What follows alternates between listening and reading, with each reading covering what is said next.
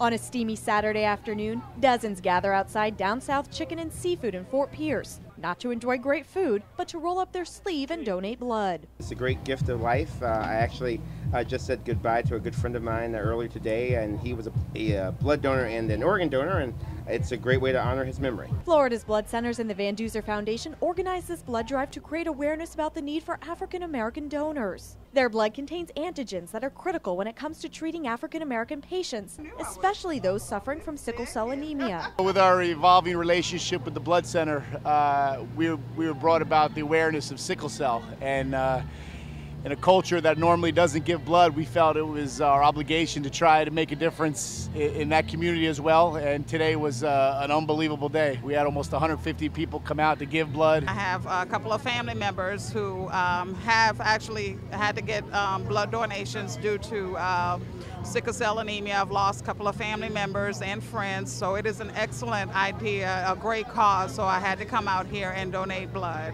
Normal red blood cells are circular and move easily throughout the blood vessels. But in patients with sickle cell anemia, the blood cells are sickle or crescent shaped. They are stiff and sticky and can form clumps that get stuck in the blood vessels, which blocks blood flow, causing pain and even organ damage. Individuals with sickle cell disease have two genetic traits that cause them actually to be anemic and need blood transfusions. An individual with sickle cell disease, as many of these individuals are African American, donors that are African American have a much better chance of having a genetic makeup of the red cells that's similar to the individuals that have sickle cell disease. And so oftentimes their blood may be more compatible within the race itself. The thing that really got me to donate is that they said that you would be saving 3 lives.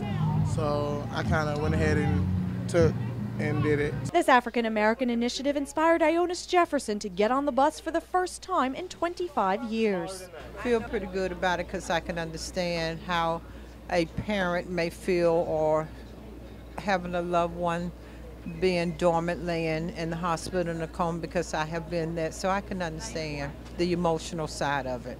I just want to say thank you to anybody that have ever given blood, whether it was to my son or to anyone. These are brave people to come out and do it, and we just can't thank them enough for doing it. Together, Florida's Blood Centers, Van Duzer Foundation, and Down South Chicken and Seafood helped save over 300 lives in our community. I'm Nancy Gay for Florida's Blood Centers, where local heroes are saving lives.